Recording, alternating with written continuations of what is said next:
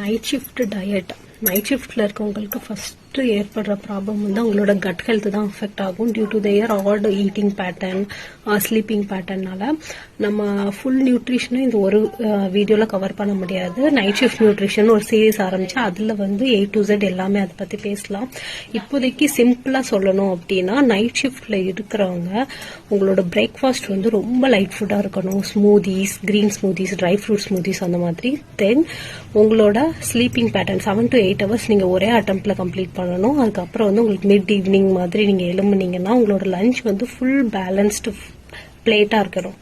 Protein, fibre, corps, vitamins எல்லாமே அந்த ஒரு பிளேட்டில் வந்து நீங்கள் நல்லா சாப்பிடணும். அதுக்கப்புறம் கம்மிங் டு டின்னர், உங்களுக்கு எப்போ பசிக்குதோ அப்போ சாப்பிடுங்க. அந்த மீலுமே உங்களுக்கு வந்து பேலன்ஸ்டாக தான் இருக்கணும்.